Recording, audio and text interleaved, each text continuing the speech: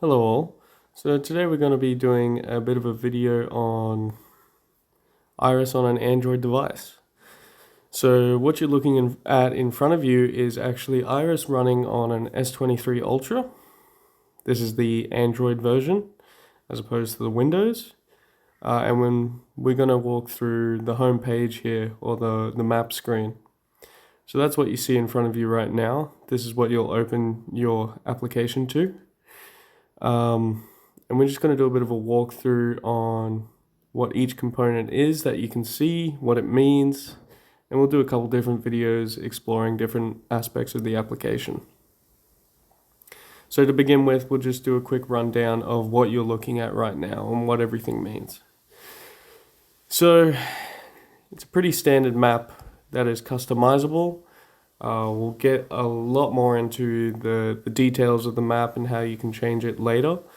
But for now, we'll just mention that, you are free to zoom in and zoom out and pan around as you see fit.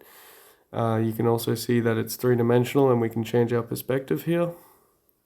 You can also see there is elevation data included. As you can see, those mountains there. Cool, so we're just going to walk through what's in front of us here. Starting with the top of the screen, you'll notice what appears to be a bit of a compass. You can see that big red N standing for north in the center there. And you'll notice as we pan around, that changes to see where we're headed. You'll see a pink and a cyan triangle as well. Those are your true and magnetic north headings relative to your device, or whatever location system you have active. So in this case, we have the onboard GPS of the phone feeding our GPS data into Iris itself. So on the bottom left, we'll move to the bottom left now, you'll notice this bar here. So it's got a bit of information on it, and I apologize for the Esri warning behind it, blocking the view a little bit, but we'll walk through that quickly. So we'll start right to left, and you can see there it says S23. So that's actually the name of this device in the network. You can change the name or call sign, if you will, as you see fit. However, we recommend that you sort of pick and stick based on devices. For the demonstration, I just named it S23 as that's what we're running. And below that, you'll see network with a green dot. So this has three different options of what it can be. It can either be green, which indicates that the network is connected and it can find other members online. It can be yellow, which indicates that the network is connected. However, we can't necessarily prove that because nobody else can be found online. And it has red, which simply means that there was no connection possible, no connection established at all. If we go ahead and click that network right there, you'll see that bottom bar pulls up and we get some extra information. So this is our network status on the device right now. You can see there it says echelon. So this is sort of like our local group is a good way to describe it. So this device belongs to Koi.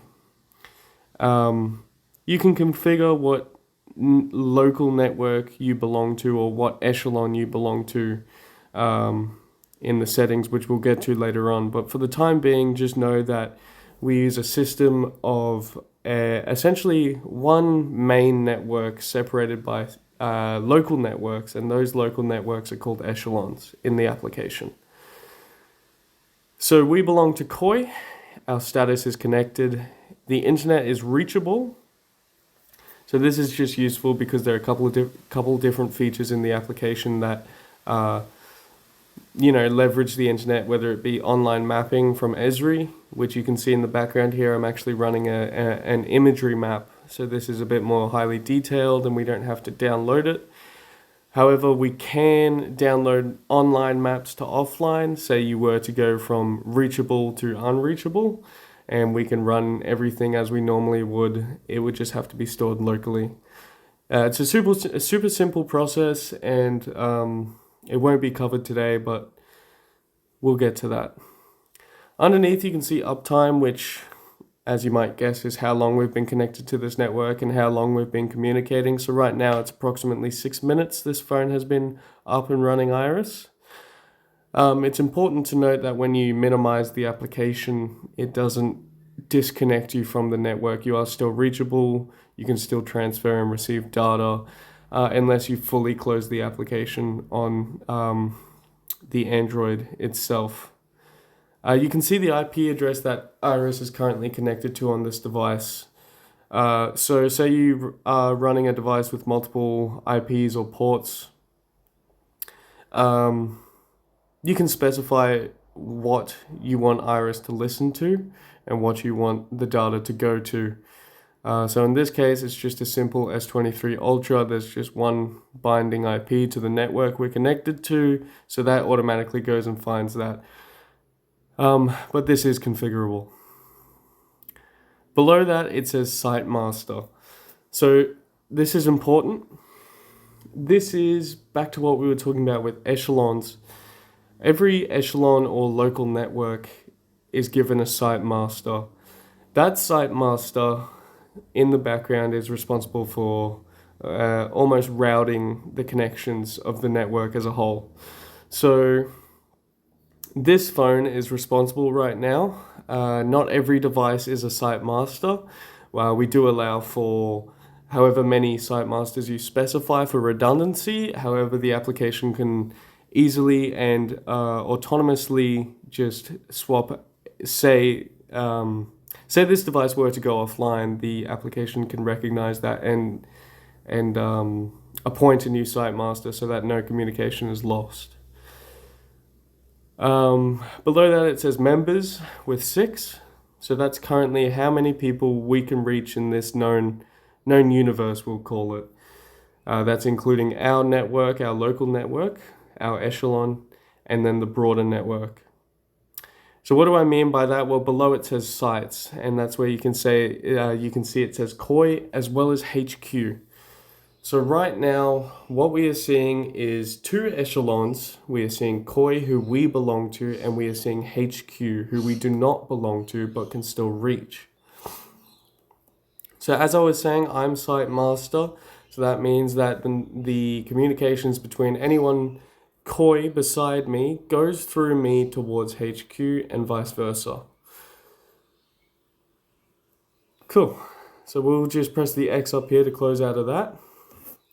And then next to that, to the left, you'll see a couple different coordinate data points. So I do apologize about the warning in the background. Hopefully it's still readable for everyone.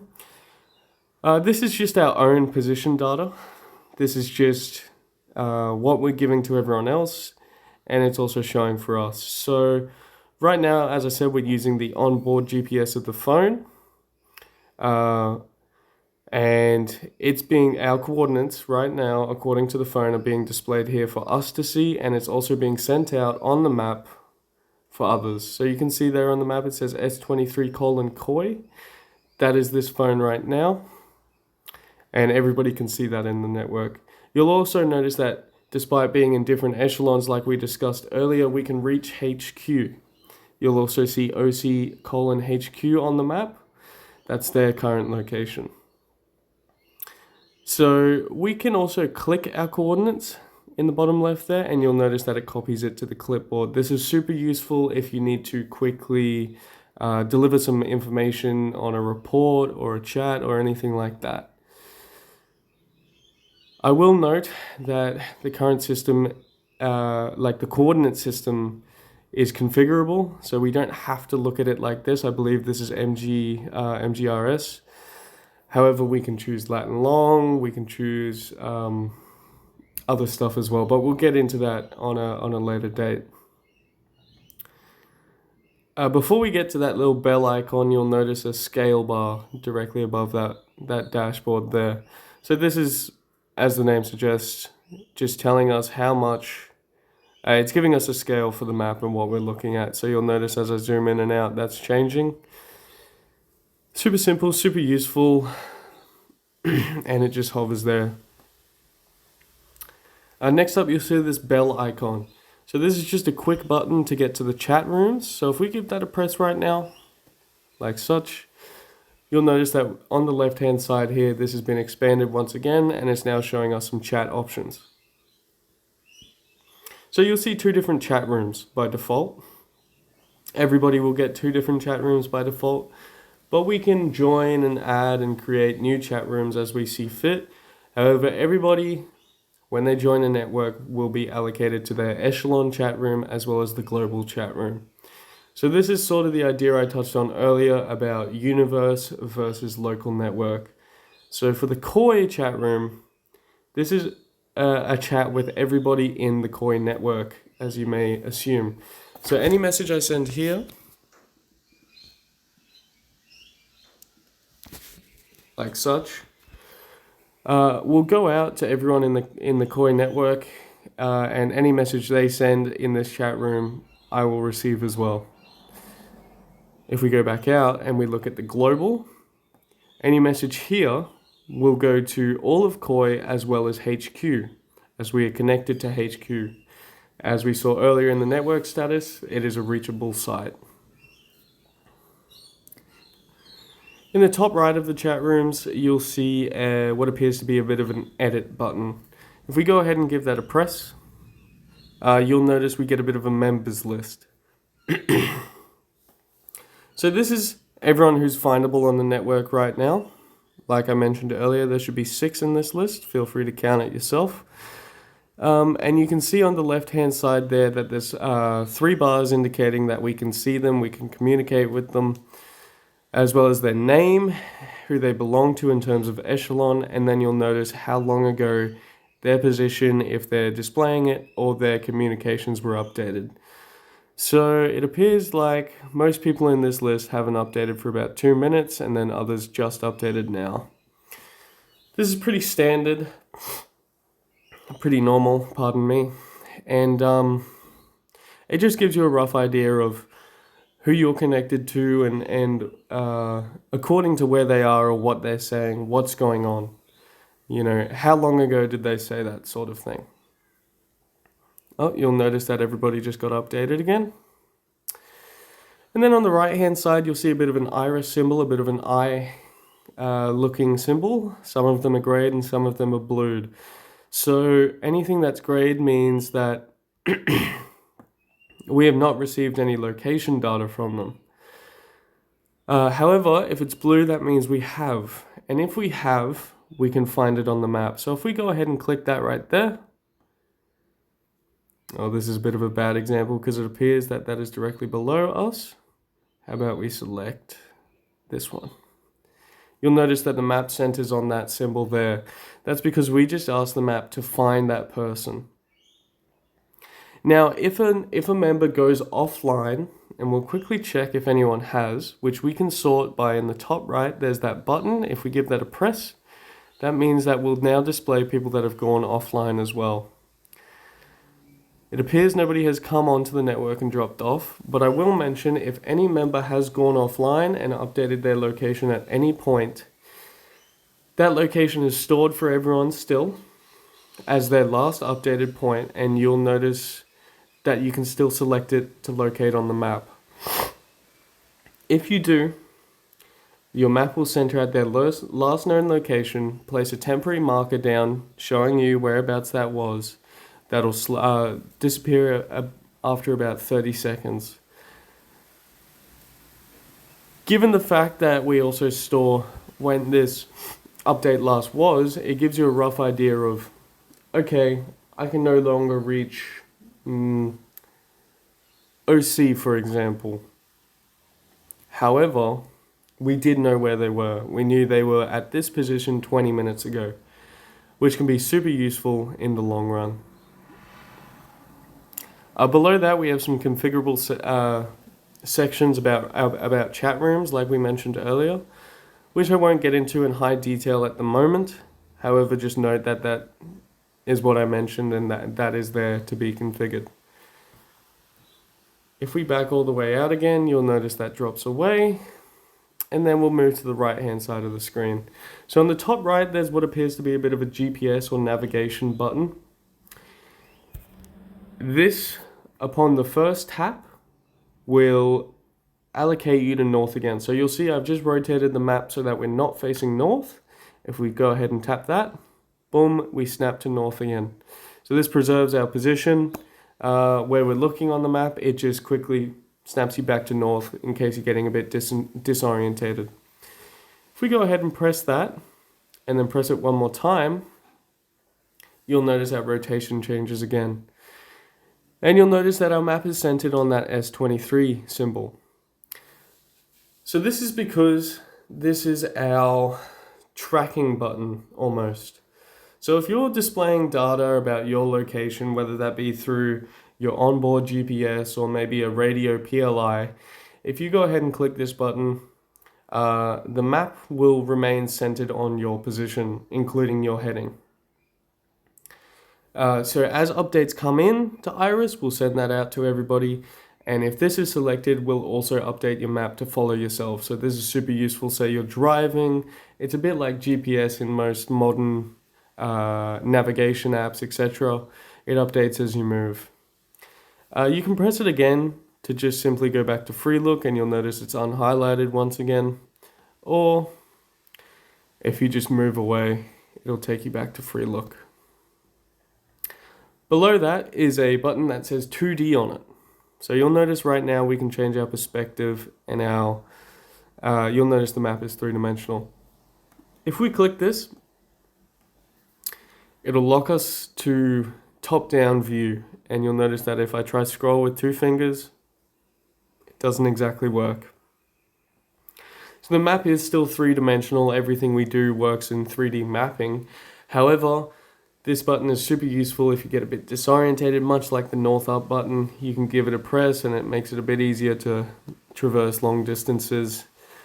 But it's super simple to change back over. You can just click it again and you'll notice that we're back in the three-dimensional view. Below that, bit intuitive, but we just have zoom in and out buttons in case you get a bit lost or in case for whatever reason you're struggling with two fingers. You know, just a bit of an accessibility addition. And then finally in the top left, we have our navigation icon. So we won't go into too much detail about this right now. We'll make this into later videos. But if we go ahead and give that a press, you'll notice all these different sections pop up. So this is our navigation for the application. This is all the different tabs we can go to. And we can go ahead and press out of that again. So thank you so much for watching. I'll continue to make these videos and go into more detail about different aspects of the application. But for now, that's all. Thank you.